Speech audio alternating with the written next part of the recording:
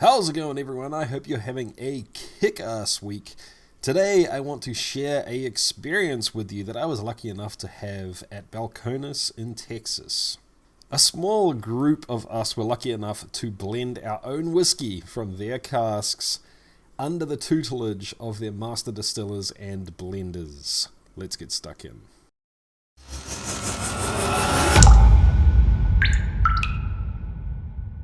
Balcones is one of my personal favorite Texas distilleries, operating out of Waco in Texas. Now, I do have some awesome tips from the master distiller and blender himself, Jared, on how to blend specifically for us home distillers coming up at the end of this episode, but I did want to give you some highlights from the distillery tour. This was led by Gabrielle, the still house manager, and there are a few things in there that are just gold for those wanting to make their own spirits.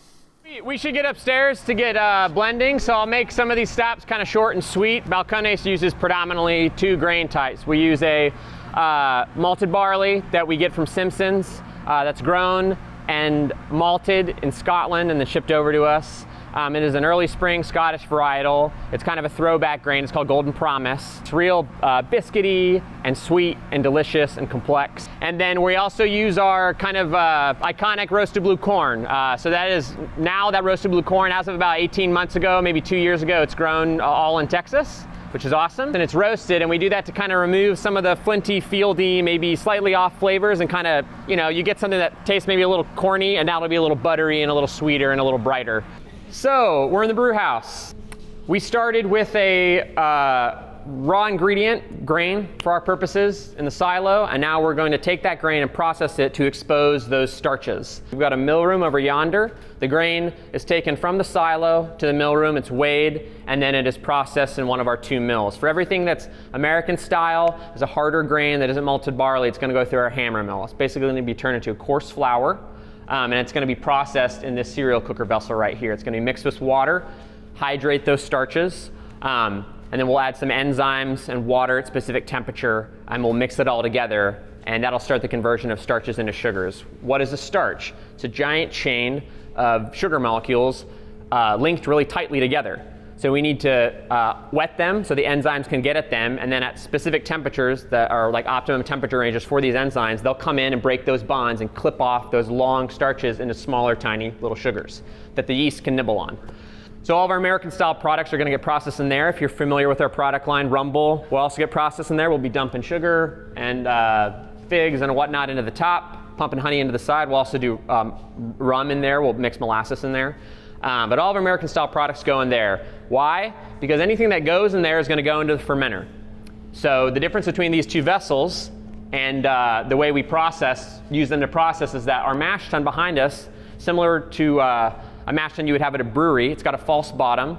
We're going to add our malted barley, but it hasn't been shredded and turned into a powder. It's just been lightly cracked in our roller mill. That's going to go into our mash tun, all of our malted barley products. We're going to add water, again, hydrate those starches, get those enzymes moving, and then those enzymes that are actually on the grain already, we don't really have to add any to that because it comes with the malted barley, we'll convert those starches into sugars. I'm sure you all have heard this before. And then out of the mash tun, we're going to filter a liquid. So we take all the solids out of here. It's a big old porridge like oatmeal that's going to go into our fermenter. From this one, when we're processing malted barley, we're just going to make a sugary liquid, and we're going to filter that out and put it into the fermenter. So what we've done in here is we process a raw ingredient, exposed starches, converted those starches into sugars, and now we're going to let the yeast make some alcohol. So we came from the brew house. We've created a sugary liquid from our raw ingredients, and now we put them in a fermenter. These fermenters are jacketed so they can be hit with a very cold liquid. They'll be hit with cold water, and that allows us to keep the fermentation from climbing higher than we'd like it to in temperature, and also allows us to put something in here that's a little hot from the brew house and adjust the temperature down before we pitch our yeast in. Our fermentations last about 7 to 10 days, depending on the product and where it falls in our production cycle. In the first 72 hours, most of the sugar is consumed and all the alcohol is produced. And then the yeast will die, fall out of solution, and we'll get some acidification happening. We have a lot of native microflora around here. There's a lot of lactobacillus on the grain, but also acetobacters and wild yeast in the air. These fermenters are constantly taking in air and inoculating themselves. And once the yeast die out, the strains that we add in we'll get a lot of lactic acid and a lot of complexity and acidity that develops. Usually our pH ends up being around 3.2, 3.4. I should say that we use predominantly 2 types of yeast. We use M1, which is a Scotch malt whiskey yeast, for almost every product that's a whiskey. And then we also dual pitch a lot with SO4, which is an English ale yeast, for a little added complexity. When you have competition among yeast strains, you get some cooler flavors and a little depth and complexity that you might not get if one strain just able to do it all itself. We made a liquid full of alcohol, not full, about 10% ABV. So we have our 10% alcohol strength liquid that we left over in the fermenter yard. So first we're going to transport that over here, and it's going to go into one of our wash stills, and we're going to perform our wash distillation. It's going to run into the spirit safe over here, where we can, we wouldn't want to drink it, but we'll be able to look at it and we'll be able to determine its alcohol strength. And then from the spirit safe, it's going to go into our low wines tanks. We're going to collect all this liquid, and in the end, we're going to take a liquid that's about 10% ABV, and we're going to end up with a liquid that's about 20 to 25% ABV. Then when we have enough of this low wine, we're able to fill up one of our spirit stills.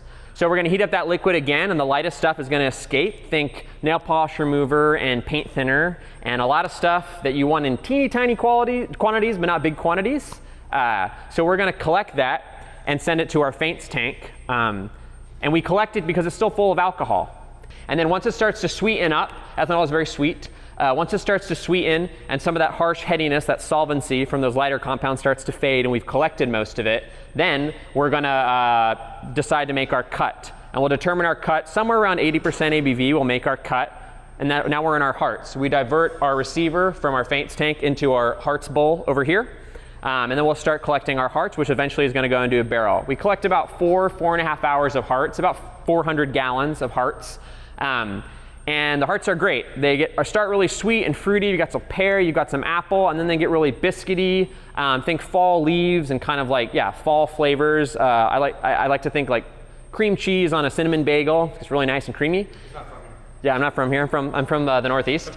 And then later near the end, near the 3rd or 4th hour, it starts to get really oily. And this oil is really great. Initially, it's like buttery, like strawberry Smucker's jam, and it tastes really awesome. It's mixed with the fruit. And then finally, it starts to get a little rancid. It starts to turn, and our oils get like Parmesan cheese rind or sweaty cheese. And we don't want a lot of that, but we'll take a little. We make our tails cut at this point around 60, 61% ABV. And that heart portion is going to go into our proofing area. They're going to add water, and they're going to put it into a barrel. Everything after that, our tails, is going to go back into the faints tank, mix in with our heads. So when it's in the winter, our cooling water is super cold, and that actually means that our spirit is going to be heavier.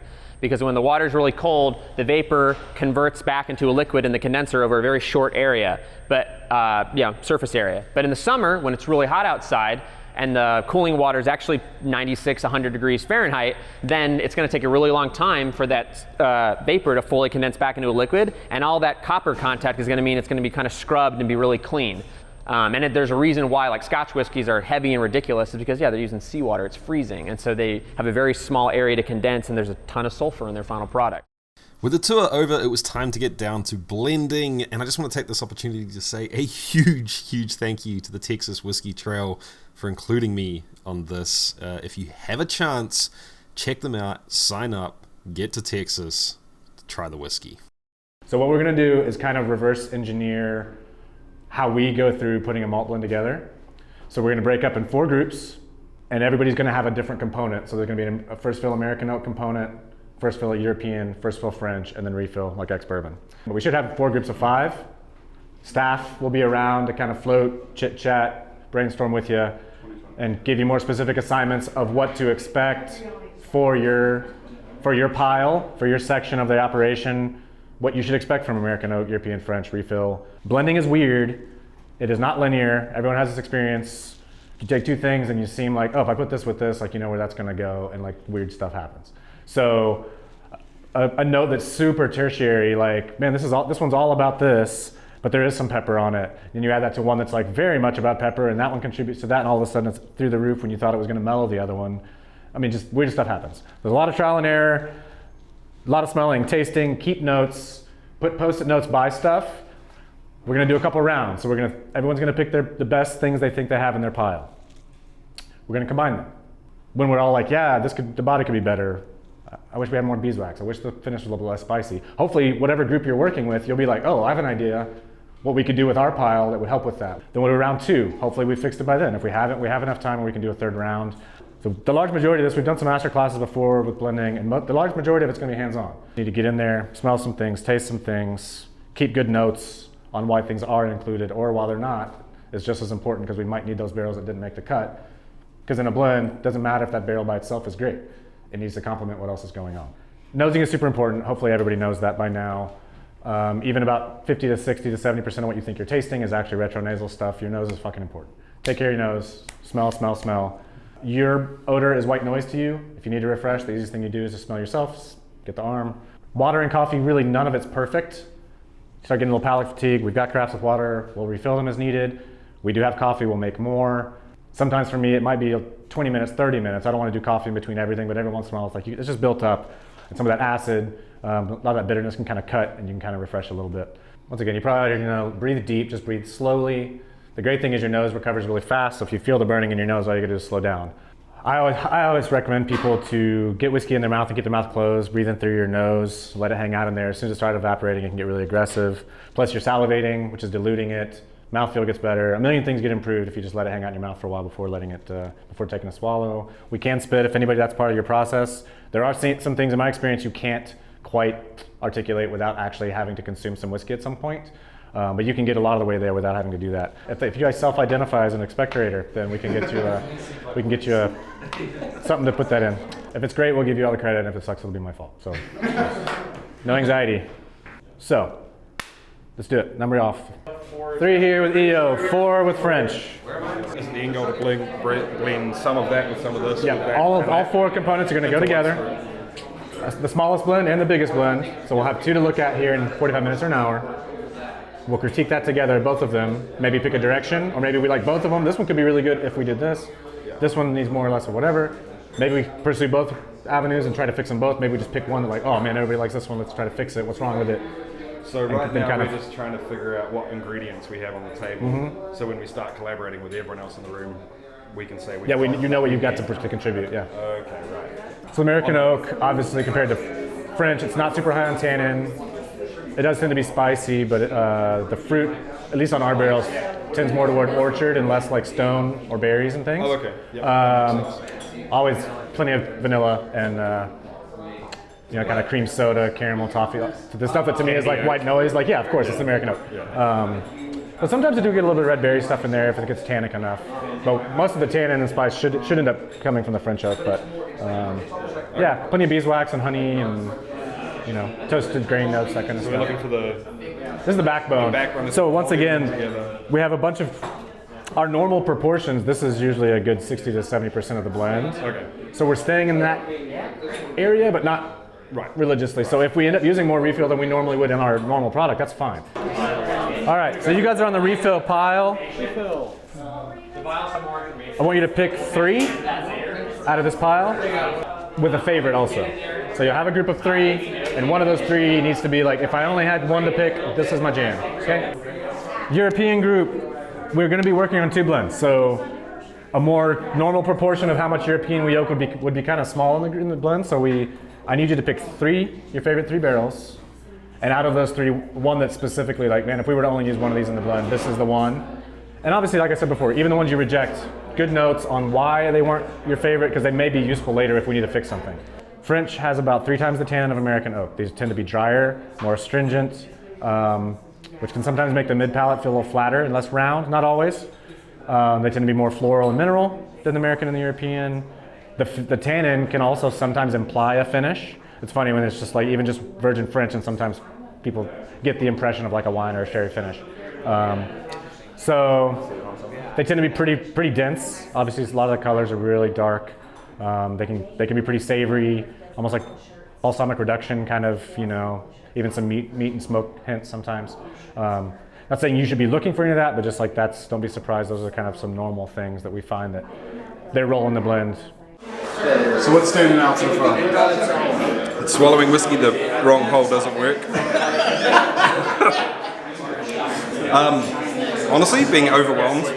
It's pretty full on, to be honest. There's also a huge variety of flavors here. I'm pretty sure I just got peat off the last couple. I wasn't expecting that. I thought we were sort of more American style, but knowing these guys, it's entirely possible. I think everyone else is feeling a little overwhelmed too, so we're starting to try and eliminate a few things and get rid of them, things that we just don't want to include, that they don't offer anything specifically wonderful, and they have a quote-unquote flaw that we don't want either. I think we're at the stage now where we can start comparing notes too, so maybe give us another 5-10 minutes and hopefully we'll have something constructive for you.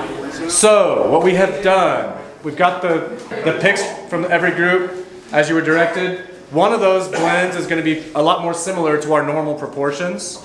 The other one is going to be equal proportions of every group. That might take us in a wild direction. Maybe we love it. Or maybe we go, wow, that's why they don't use those proportions. Group 1, tell us what you got. So we picked a blend or a sample that is more red fruit in the beginning, and then on the palate, that fruit really hits you in the tongue, and then it goes to herbal with a little bit of spice. All right, American Oak, Virgin American, what do we got? The non-American's going to speak to the American. The two samples we picked were, the first one just has this awesome creamy, soft, approachable mouthfeel with some interesting... Cream soda. Yeah, thank you, that's what I was looking for, yeah. And then the second has got a touch of funk to it, mostly on the nose, but it's got some awesome light stone fruit characters, peach nectarine, maybe more towards even pear, something like that. European Oak, what do you got? The first one had a little bit of a spiciness on the back end, but we really focused on something that would blend well. And it seemed like you guys got kind of some cinnamon and a hint of black pepper kind of across the board. Yeah. So just everybody, once again, pay attention for that. That's on all the Europeans. There's a little bit of that contribution. I mean, they were all pretty dense to me. Like, mouthfeel was really good. They're pretty sticky. French Oak. We picked 15979, which was a peach apricot. 73 was more butterscotchy, more honey, and then so we decided that it wasn't going to complement everything. It was kind of one note, so we added it with things. It could either subtract, or like you were saying earlier, it could be better or worse in a blend. Cool. So we'll try those variations. Are we ready to go to try these out? Yeah. From here on in, it turned into an exercise in group moderation of ideas and sort of trading off preferences from one person to the other, making slight adjustments to the blend, doing a whole lot of crazy things, trying different things, and in the end, we went back to this very first blend we made anyway. I got to drink a whole lot of awesome whiskey, which is always nice. I got to learn a lot from some really awesome people, but more importantly, I just got to hang out with a bunch of amazing human beings. And the more I do this, the more I realize that whiskey tends to bring those kinds of people together. Anyway, now it's time to get down to the nitty gritty with a few tips that home distillers can use at home.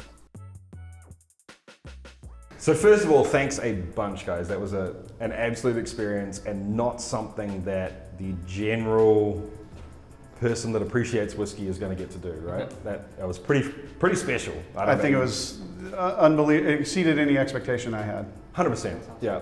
Now, you were saying something, Jared, downstairs, that you were glad that we had just talked about this before, but like we kind of experienced the thing that you guys do a lot. Yeah, we were just telling the anecdote to you guys right before it happened to us, which is a lot of times you land on something really strong right from the get-go, and you do your due diligence and you chase down every avenue of perfecting it or improving on it. And then usually for us, because this is a 2-3 week process, sometimes you come back and you're like, nope, we're on like round 8 of blinds, and dang it, the one we liked right from the get-go is still better than anything we could have done to improve it. Yeah, nothing's better on the first one. And then to tell that anecdote like haha, and then like 20 minutes later that's what happens. Yeah. So like we actually took the Whiskey Trailblazers on a trail themselves today. Yeah, like for sure. Figuring out what you guys do every day. A well-worn trail in our experience. and true to form. I mean, like, nope, that's to get there and go like, well, dang it, that's really? We're back. Okay, full circle. Well, shoot. Right. We do that all the time. You just like can't believe how much time and effort you spend trying to. Yeah. But if you don't know, I mean, it's you got to chase those down. Yeah. So, for a lot of my viewers out there, they're very isolated, even in, like I don't ever get to do this with anyone else, really. Do you have any hints or tips on how you can lead yourself through this process and remove the all of the emotional stuff or all of the psychological stuff a little bit and try and get back to what you're actually going to enjoy later on? Sensory's tough. There's so many things that can throw it off. Is most everybody watching this show, they want doing barrel aging? If so, what size? We do barrel aging, but the problem is the volume that we create isn't big enough to fill a barrel. So we normally use glass with imperfect Spirals seals and staves or oaks or chips or whatever anyone's personal preference is. Yeah, give yourself more options, obviously, the better. If you're like, I've got 3 choices. Well, there's not a whole lot of different combinations you're going to go with 3 choices. Yeah. Just try and remove as much variance as you can, so do it at the same time of day. Okay. If you're going to do this, like, just, if it's 11 o'clock on Saturday mornings, then just do that. It doesn't matter. I mean, theoretically, mornings should be better for your palate, but even if that's not possible, that's fine. Just, like, don't have that be another variable, right? Some people are extremely anal about, we try to have pretty bland food or not even eat. Yeah. We'll wait to eat till after we're done. Wait till you're done. Blind helps. We were talking about earlier with the blue link cairns, how tricky color can be in your head. Yeah. So take that out. You might have it like, wow, this is like a super oaky whatever. And if it looked like that versus that, you would talk yourself out of saying that. You know. So if this tastes oaky, and objectively that is what it is, but this is darker, so this must be oaky. I'll forget that I thought that because I must be wrong. Right. Yeah, for sure. What else? I mean, recurring blinds, order matters. Anytime you're doing even if you're doing, say you had 3 things that you're checking blind, don't do them the same. Right. Maybe get the friend, get the spouse, someone else, like put your numbers on them. Randomize everything. Do I have consistent feelings about that jar or that blend? Maybe not. When I don't know what it is. Right, when you don't know what it is, like then you just get a more honest. Because we can trick ourselves into all kinds of stuff. Yeah. We spend a lot of time trying to make it as, you can't remove any of those variables, but you can kind of try and account for them. Right. You can reduce as many variables as you have control over. Yeah. And then you're bringing a million just yourself. So you just gotta try and mitigate those. Yeah. The fact that you're the tasteometer is a flawed thing for you do it enough where you can do trends, give yourself control. Just anything you can do to kind of make this as replicable and like objective as possible. It never really is, but. How would you feel about using a mass-produced commercial example of something for nothing other than a yardstick? Yeah. To walk in and go, here's Jameson. Those guys, they work on consistency flat out. Yeah. I'm going to have a taste. It tastes like Jameson. Great. Now I can go ahead. People talk about palate cleansing and what they do in between samples. The first time I had heard somebody say whiskey was Davin DeCorgamo, Canadian whiskey writer. And he was like, I know, what was it? Was it Glenfiddich 12? He was like, I know that whiskey so well that I always start with that, and then I try whatever sample I'm supposed to be reviewing for myself or for magazine or for, So if that tastes flatter than normal, you know that you're flatter. That's your calibration, Right. Because you're just setting a baseline. Yeah. Whatever that baseline is, you want to know where that is compared to your baseline that day. Yeah. That was the first time I'd ever heard someone say I do water, I do coffee, I do this, or I smell myself in this way. I drink a whiskey. I do whiskey, I drink my whiskey. Fair enough. Makes sense. Yeah. And we also, when we're blending a product too, we have normally the last 5 bottlings that we've done or blends that we've done of that product, and every day we come in and we reset our palate on okay, we did these 5 beginning of the week, now it's Thursday, we do it again before we start blending that day, and we notice, this one that we thought was kind of flabby and weird now is actually better than we thought, and the one that we really liked is there's a funny note that we're finally getting, and so you can recalibrate that way too. You set yourself for each day and kind of know yourself a little better at the beginning of any session. Yeah, the other thing we talk about a lot is, kind of the fatigue and palate drift, or house palate as they call it. Yeah. I'm pretty particular that our guys, if you work in the sensory side of the work, to please stay away from our stuff unless we're working. Drink other things. The context is everything. Sweet compared to what? Spicy compared to what? The finish, the mouthfeel, compared to what? Compared to the world. Right. So go out and drink that. Yeah. So you don't want to keep tasting so let's pretend that I work for brand whatever, and our profile tends to be spicy. So I'm going to keep tasting spicy and think it needs to be spicy. So I keep bumping it up and up and up. Yeah, sure. Right. So we saw that today in the French Open. They were they were drinking spicy stuff, and I think then the min felt so weak to them. And By comparison. Yeah, by comparison, Yeah. just Right. like Pipette, Can because totally they've see been that. having tannin bombs. Yeah. And then they had two variants of that blend and went back to the original, and it was a totally different game because they hadn't just been Yeah, they had to Smashing just French drink spicy, fries. tannin. Yeah. Yeah. Context is everything, and if the broader your palate experience in general, just like, and it doesn't even have to just be whiskey. No. I mean, candy comes up. We're doing tasting notes, and I'm like, I've never had that. Sometimes we order something. Some people don't cook with cardamom. I mean, you name it. It's like all of that is relevant and comes into play. So, yeah, eat a variety of food, explore stuff, cuisine you're not familiar with. Yeah. I always say Definitely. just take a walk through the supermarket Yeah. and pick everything Pick things up. Don't Yeah, eat no, it, but Yeah. sniff it, smell it, get a memory, a flavor memory. One thing I think that's important that we're trying to do with the Whiskey Association and the Texas Whiskey Trail is we use this tagline, taste the truth, a lot, right? And what does that mean, right? Because everybody's truth is everybody's subjective, right? The way they taste it is going to be different. I mean, we saw that today in spades, right?